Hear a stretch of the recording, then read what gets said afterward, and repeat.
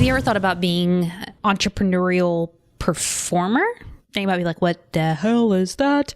If you are interested in entertainment, performing, whether that's being in the film industry, being a comedian, being a storyteller, we're playing a different game right now, because with the entrance of social media and these little computers that we carry around in our hands addictively, the conventional path to, quote, making it in some of these spaces has just really shifted. At first, you would have to go through agents and auditions and get in the right rooms with the right decision makers. And there's an element of that is still absolutely part of the game.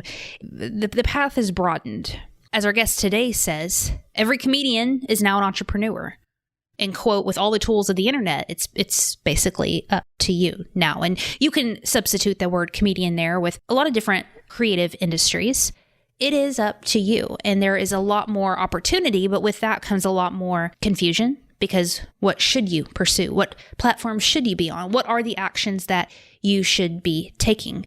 Because there's the craft side to your work of what you do, and there's also the business side. And if we want to move the needle, we have to take on the responsibility of the business side just as much as the craft side. Does that make anybody uncomfortable? Well, don't let it. Because today's guest is Joel Byars. He is a comedian, podcaster, and writer, the host of Hot Breath Pod.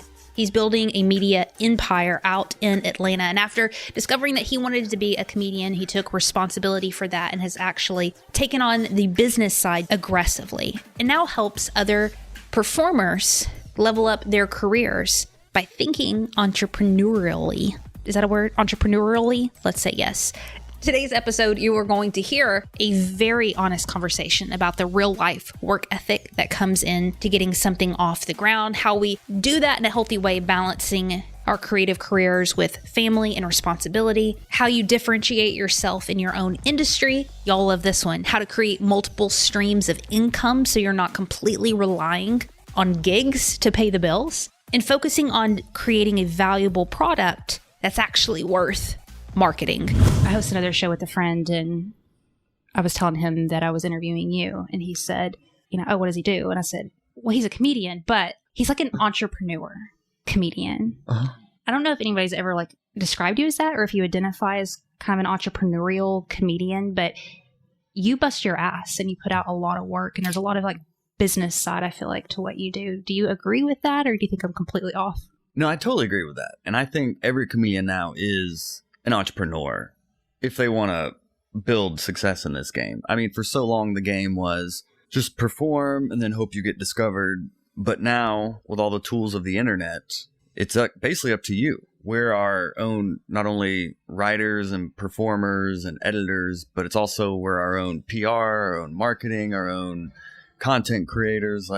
It's really everything. It's show business. And there's the show is a full-time job where you develop an act, you perform a lot, write jokes, all of that. So that's a job. And then the business side, which is a whole other side of the game where some people are good at one and not the other, and vice versa. But the ones that can really take both and create their own success is who's winning now. The common advice for anybody who's wanting to get into comedy, I mean, really any kind of performance-based stuff, is get on stage, right? How does that translate with YouTube and stuff like that? Do you feel like that advice still applies today for performers? They need to conventionally go get on a stage, or do you advise them to do what you just said, social media, create their own media? It's like the Wild West right now. Oh, no. Because I know people who have popped on social media and then started stand-up, and I know people who've been doing stand-up 30 years who can't figure out social media. I don't think there's really only one way anymore. It's kind of just finding your way. Now, I will say that I didn't even think about marketing myself until, not saying this is right, but probably 7 or 8 years after I felt like I had something worth marketing, that I felt like I was really good at stand-up, that I really have something worth paying to see. Then I really started focusing on, all right, how can I brand myself or market myself or things like that? And I'm not saying that's right, but I really kind of tried to build a valuable product to then go out and sell it. I mean, I will say, even if comics do want to lean heavy into social media, it's you don't have to post everything. You don't have to post a grainy crowd work clip from this coffee shop open mic. Focus on developing your act so it's worth recording and sharing. But that may be me over 10 years in the game. It's like, these kids, all they do is record and don't get better. Gary Vaynerchuk. But that's the game now. So I don't know what I would do if I started now, but I know me in the game, content is part of our job now. So it's something we all have to do. All right, y'all, let's take a quick little pause right here. I want to highlight something that he just said. Let's not run past it. He talked about having something worth marketing. Are you good at what you do? It reminds me of a quote from Steve Martin. He said, when people ask me, how do you make it in show business? What they really want to hear is how you get an agent. Here's how you write a script. But I always say, be so good they can't ignore you. Thank you, Steve Martin. Now, Joel, he's been at this for a little over 10 years, which at first might sound like a long time, but I love looking at creative endeavors as the lifespan of a human. So if you think about a 10-year-old, that's not very old. But Joel has seen a lot of traction in these few short 10 years. He's been a writer on Comedy Central. He's interviewed legends in the comedy space and has built a loyal, insane following. Yeah, I think definitely thinking of it from a business side, it's like anyone starting a business, it's like it has to be something you're passionate about. Because when it is 5 a.m. and you're recording the intro and outro for a podcast that you told people would be out at 8 a.m. Oh, don't talk to me about that. I know all about that. Or you record an interview and then accidentally delete it. And it's like all these different things. It's like whatever you're pursuing, you want to make sure it's something you love and you're passionate about, because it's going to require a lot of trial and error and a lot of failure and a lot of starts and stops. Yes. So it's just something you have to really care about. And for me, comedy, even in the early days, I was like a dishwasher. And I would like maybe wash dishes during the day and then be out all night at open mics and then back up at like 7 or 8 a.m. and just like on that cycle, or driving 12 hours for $50, like things like that. Those early sacrifices that I don't think people see, but those are really the experiences that make you who you are, and they make you the person that you're going to become. So now, 10 years, comedy speak, most of the people I've interviewed say you don't really even figure out what you're doing for 10 years. It takes you 10 years just to figure out what you're trying to do on stage. So for me, I released a comedy special, self-produced, on my 10-year anniversary. A few months later, the pandemic hits. So I was about to be on the road. I was about to have a tour. Like I was about to be like, I was like, this is what I've been working towards. And then the pandemic hits. Overnight, I'm unemployed. Thinking of like, oh, okay, this has been my love and passion. Well, I've known one speed. I'm pursuing and building this business, and now all of a sudden I don't have that business. Now what? It's something I love and passionate about, so I found a way to pivot and create an online community and create online courses and go all in on my podcast, booking guests every week, just repeat over and over again for free. Everyone. Let's take another Heather huddle. I got lots of things to say here, y'all. I wanted to highlight what he's saying. Are you hearing the work ethic part? The real life application of what it looks like to show up and show up and show up and show up. So that's what drew me first to his work. Maturity, not only in his content, he's a clean comedian, y'all, but he also talks about this on his YouTube channel, which is the practice, the work ethic side to everything, which again sounds sexy. It's fun to write a rap song about it. But when you're a grown-ass adult with responsibility and family, it's a lot. And one thing you said just real quick about the maturity of the content and everything is like, in business, it's also looking for your differentiator. So I'm always looking at like, what are people in my industry doing, but also what are people in other industries doing? And then how can I apply that to myself? Or how can I go in the opposite direction of people in my industry? So for me to self-produce my comedy special that I sell on my website, I didn't put it on YouTube. And that was very intentional as well, of like, okay, everyone is recording a special, putting it on YouTube. Okay, what if I recorded a special, but then sold it on my website? What would just go in the opposite direction of what people are doing? And then I've been able to make my money back and then some from the production costs of the special just through selling it through my website. And it's also merch that I can promote at shows so people can go on my website and buy my special, and I don't have to travel around with stuff as well. So just to touch on that, I'm always looking for a differentiator in how I can stand out in my own industry.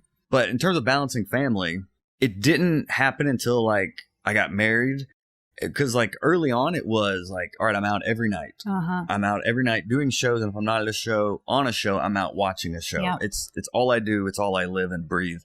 And then when you do get a significant other, the balance became, okay, if I'm not booked on the weekend, I'll be out more during the week. And then if I am booked on the weekend, I'll be home more during the week, and just trying to find balance with time. And another thing is like making the most of that time. So if I'm with my wife, I'm 100% with my wife. Just like if I'm performing on stage, I'm 100% on stage. So it's like whatever time I do spend with family, I'm 100% there. I'm very intentional about being present, making sure that's the highest quality time possible. Now, when it really did hit me is pre-pandemic, I was really performing on the road a lot and I was gone a lot. And that really hit me. I was like, oh man, I don't know. 2020, I was about to be on the road more than ever. I had been working over 10 years, to become a touring headliner. I was about to become that. And the pandemic hit and I was home and I was like, is that even what do I even want to do that? What do I value? Do I value driving 6 hours for $300 or would I rather be home and find other ways to make that money? So the pandemic really gave me fresh perspective on my priorities and what I want and what I want my life to look like personally, professionally, and just with family. I created multiple income streams during the pandemic. And now my focus is more on creating online income, and then the road can become the cherry on top instead of the road being the cash cow and then everything else can kind of add up. I've been working in reverse now that I'd rather be home more. I'd rather just sit in my office and make more money than I would driving out on the road. And then build a fan base to then when I do go on the road, it's actually profitable and it's actually worth the time. So that also includes saying no more to things as well, which has been saying no is scary. But when you do, it's kind of like you close the door and a window opens. And I can't explain it, but it's true. You start saying no, bigger yeses are going to appear. You just set some people free.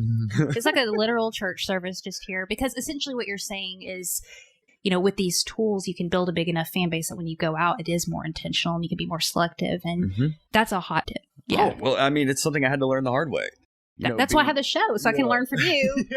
Let's pause here again and highlight what he just said. He talked about creating income for himself online so he doesn't have to rely on gigs. Have you thought about that? Maybe you love doing what you do and it doesn't pay a ton. And so instead of busting your butt to try to generate enough income through your craft, how can you be creative and create other streams of income on the side to give you a little bit of freedom creatively where you don't need every single gig? You can be more selective. You can have more of a work-life balance. That's the beautiful thing of the internet. The thing we try to preach about here, you don't have to be an entrepreneurial bro. I don't want you to be one, but you can create multiple streams of income on the side where it gives you a little bit of freedom to say no, to say yes.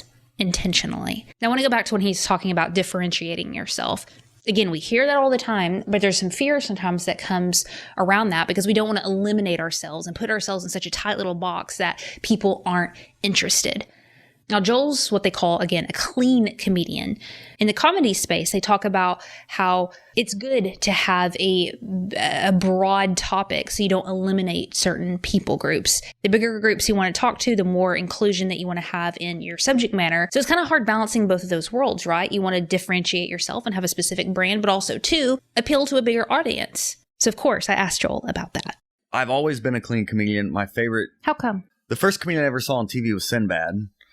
He was clean, and he was just up there having fun. I'm not saying I'm going to wear a jumpsuit and earrings, but I think he was the biggest impression on me. Interesting. Of like seeing what comedy is on television, and he was always clean, and it just always like, I look like a youth pastor as well. So if I get angry or if I swear, people are like, oh, what is happening here? It wasn't organic to me. Like, I never tell a comedian they should or shouldn't be clean. But there is a lot more work if you can be clean. That's just Did you economics. grow up in a religious environment or anything like that? I went to church growing up some, and then our church got disbanded. I guess like we went to church in like a high school, one of these churches that meets in a high school, and then it got disbanded, and then we like never really went to another one. But I'm definitely religious. Yeah. I think my pursuit in comedy happened. I always wanted to do comedy, but I didn't actually pursue it until my senior year of college. I was about to graduate, and I hadn't really prayed that much, but I prayed about what am I going to pursue this business degree, whatever that means, or am I going to pursue this thing inside of me to do comedy? So I prayed about it, and then I kind of had an answer. It was like, oh, comedy. Like it just was revealed to me after praying about it. So I'm definitely religious, and I definitely have faith. and I go to YouTube church. I don't know if that gets me on the Wi-Fi heaven Podcast or something. Church, man, that's where I go. You should try my church out. It's amazing. So yeah, I definitely have faith and I'm definitely religious, but I don't know if that really informs me being a clean comedian or not as much as that's just what comes natural to me.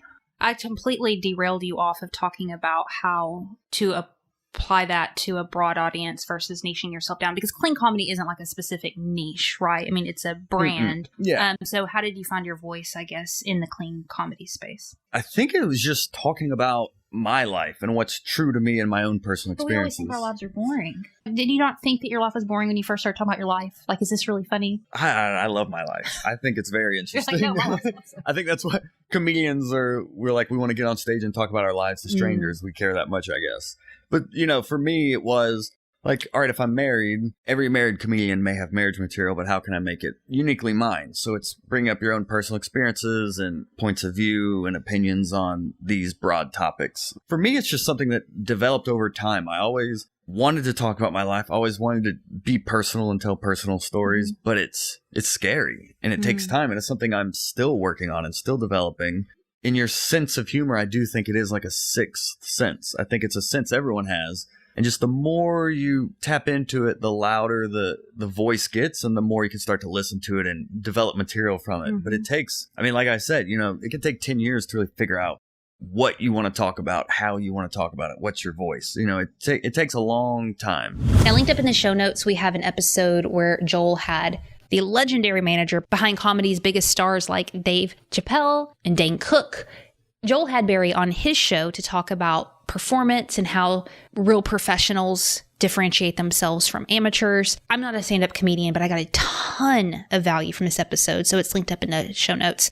But I wanted to ask Joel specifically about his conversation with Barry, because at one point, Barry watched part of Joel's comedy special and gave him some very, very honest feedback, highlighted some things that Joel did incredibly well. And there was one critique that he gave Joel that I internalize because I do this too, talking about your power and your presence on the stage and in small things like laughing at yourself on stage, which I do that on the show all the time. I don't know if y'all pick that up. I constantly laugh at myself. I just did it. Crap. How some of these small little micro things that we do actually take away from our message because it's a crutch. Yeah. So that definitely helped of me thinking about how I'm coming off to the audience, I think, because I may feel or seem one way, but then the audience may be seeing something completely different reflected.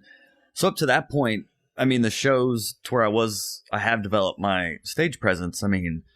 I performed on public buses and strip clubs and sidewalks. Hold up.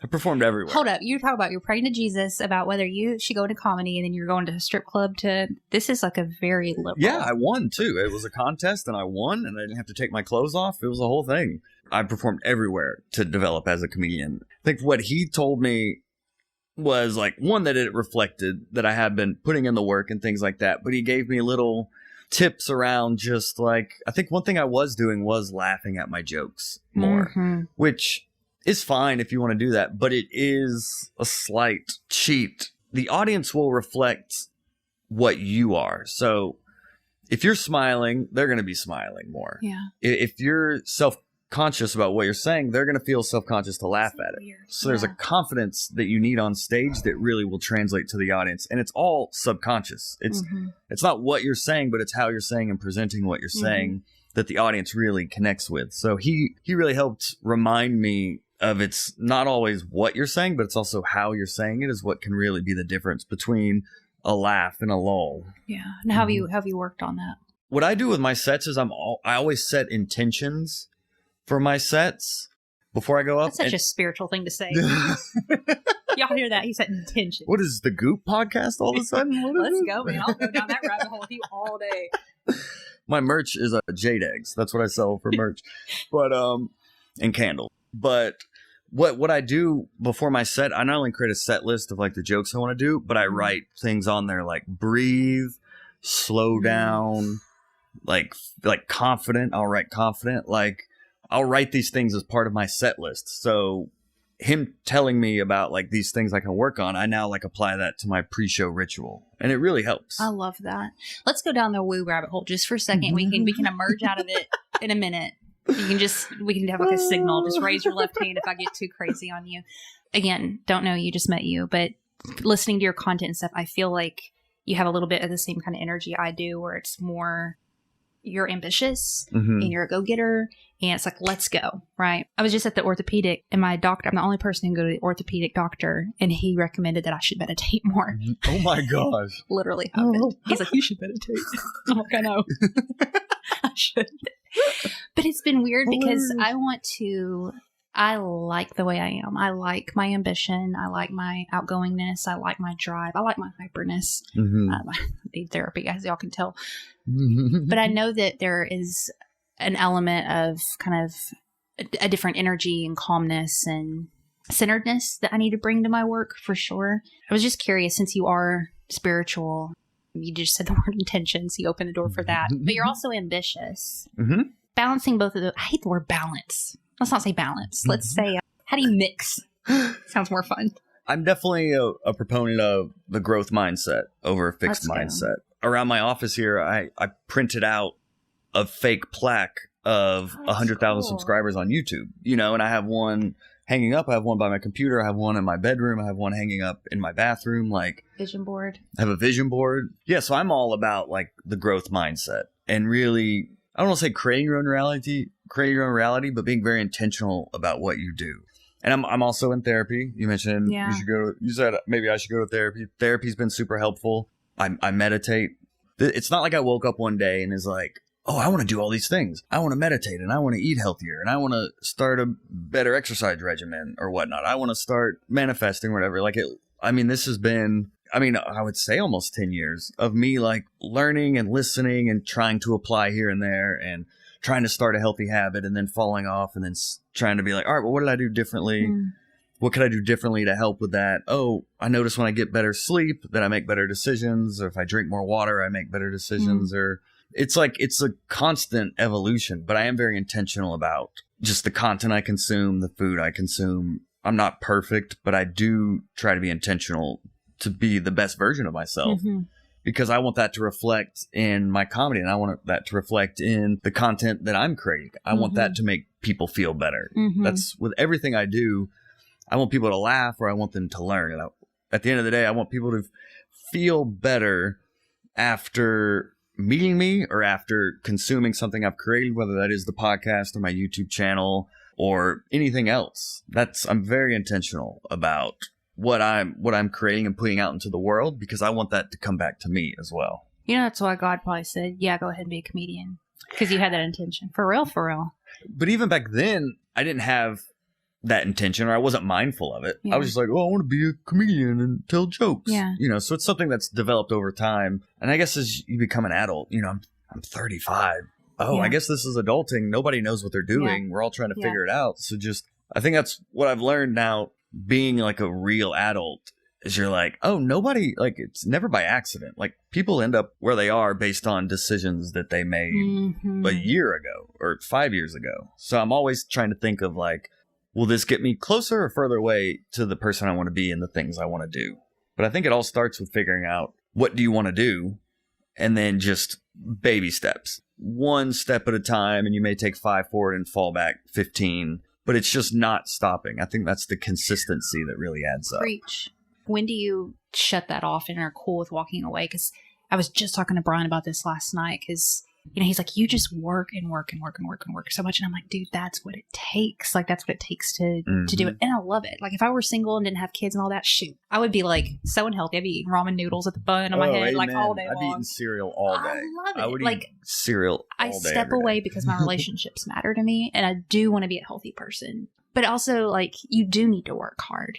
But also, there is a God, and there's something working on your behalf. And I believe in calling. And I believe that things are orchestrated for our good and all that manifestation stuff.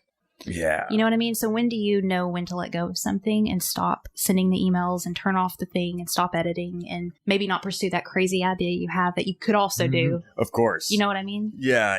Last night's a good example that when we finish this, I'm going to record a new YouTube video, and I could have done it last night. Like, I'd done my weekly live stream, and then I had dinner with my wife. We were hanging out, and we went on like our nightly walk, and I was like, I I was already thinking, I was like, all right, I'm going to go back and record the video. But then my wife and I were having good momentum. Mhm. It was like 9. And I was like, you know what? I mean, I'm recording this podcast today. I need to be up early because I have a meeting with my YouTube team. So let me just get a good night's rest. And then I'll wake up and I'll be able to still record the video tomorrow. So I was thinking of the next day and like, just, okay, how will I still be able to get it done? What's at stake? Mhm. Like, does this need to get done? Now, on the flip side, the video I just released today, I was up at midnight recording all the assets to then send to my editor to go out. Yeah. So what was the timeline there was like, oh, the sooner I get this to the editor, the sooner he'll be able to put it together and the sooner we can post it. But me releasing that video today, I was like, I don't have to get this video recorded at, 10 o'clock this time.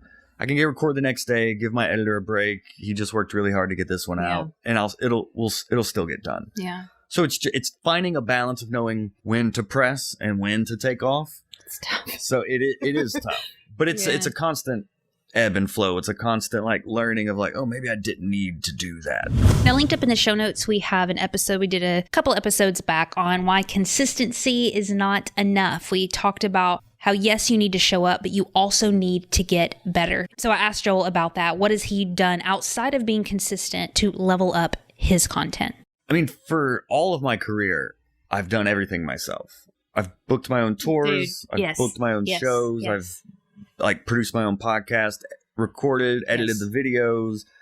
Everything I've done basically on my own. So for this new YouTube channel where I'm doing more like video essays and more like higher quality content that's like very well scripted, very well produced, I knew for this that I wanted to invest in a team. It's like, I've done everything myself. I'm a big believer in you learn a skill before you outsource it.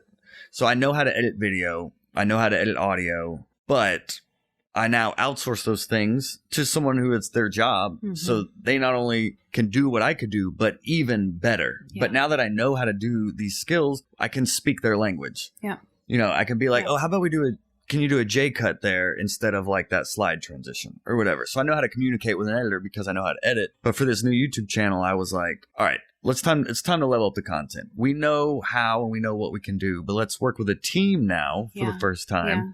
And it's showing, but it's not like an overnight thing of like, oh, I just pay these people to make these videos cool. This is over a decade of experience and relationships I've built that are leading to this point. So it all just started with learning it myself and just being okay with it not being okay. Being okay with not being the best YouTube short I could ever create or whatever. And I just kind of learn piece by piece. And don't try to look at what other people are doing. We'll say it again. Focusing on what you can control. Yeah. If there's a thesis, I spent most of my career, why isn't this club responding to me? Or why did so-and-so get such and such? And that was such a waste of energy. And when I started focusing on what I can control, that's when the opportunities started to happen. Preach. As soon as I let go of worrying about everyone else. But it's easier said than done. Yeah. And it comes and goes. And sometimes I'm still like, oh, that's cool. But eyes on your own paper, focus on what you can control, which is working hard and creating things that you're very passionate about. Yeah. And I know you've pivoted a lot and done a lot of different things. I mean, we haven't even talked about like your community and you going live for 400 days. And I don't know if you still have like the podcasting network and like all these different angles and things you're putting out into the world. Letting go and knowing when it is time to pivot and adjust versus it being a consistency game. Like, dude, you're not seeing results because you're not being consistent versus, dude, you might just want to try something a little bit different, or maybe you suck in the reality of that. You know what I'm saying? And I think a lot of creatives struggle with that because I'll put in the work. I will. But also, too, you need to be flexible and willing to admit when you need to change ideas. Yeah. And as long as it's something that you're passionate and you care about, even if you're like, okay, I'm kind of losing traction or momentum with this idea, it's not really taking off. Is it the podcast I should be doing, or should I be doing a blog, or is it a YouTube channel where I'm a little more free form talking? It is just experimenting a lot. Like you kind of throw a bunch of things against the wall and then see what sticks. I mean, my podcast, I've done over 400 episodes, 200 in. I'm like, what's going on? Why is X, Y, and Z? It's real. It didn't really take off until the pandemic. Like I'd gotten some cool interviews And I was like, oh, this is it. What do you think it was? That helped it take off. Yeah. Maybe I started putting more focus on it. Or I think what I did, okay, I think what happened is I kept chasing the next guest. I kept being like, I gotta get the next big guest. I gotta get the next big guest. I gotta, like, all right, I got Mark Norman. All right, I gotta get Cedric the Entertainer now, or I gotta get Bo Burnham now. And it was never, the biggest name guests aren't my most popular episodes. And I think ego. Say that again. Truth. The biggest guests have not been People my don't biggest get that. episodes. It is the truth. But I think it's our ego that's like, oh, I need some sort of vanity to share this image of this celebrity and me together. But it's really focusing on going back to who your listeners are. Who is listening? What do they want? Ask them what they want. Yeah. And then give it to them. Yeah. And you don't need 100 million downloads or whatnot. I mean, you can be very successful with a couple hundred. If it's a core audience that really loves what you do, like, I think there's a lot of gratitude that also helped me get over the hump of stopping to chase every famous person and thinking, why not more? Why not more? And kind of reflecting on, what do I have? And then that's when I started listening to my audience and figuring out what they want and who they are. And that's really what started to snowball, because then word of mouth started happening more. And now it's spread all over the world. Please connect with Joel Hot Breath. You can find him on YouTube, wherever you listen to podcasts. And he also just recently came out with his own personal YouTube channel, Joel Byars Comedy, where he is creating these docu-films on the lives of your favorite comedians. Also, his comedy special, Trophy Husband, which is absolutely hilarious, is linked up in the show notes. Please go and support that. And before our very last question, just big thank you to Joel. Something you don't know, a little behind the scenes info. He actually allowed me to come to his house to record this. A complete stranger. So thank you, Joel. Very last question. Was there something odd, strange, maybe even weird about you as a little boy, Joel Byars? Something really weird that you know makes you great today? I think definitely my hyperactivity. Let's go. Let's go. I think all that energy and enthusiasm and zest for life I had as a kid, I now apply to everything I do. And back then it was ADD or whatnot, maybe. Yeah. But now it's like, it's just enthusiasm and ambition.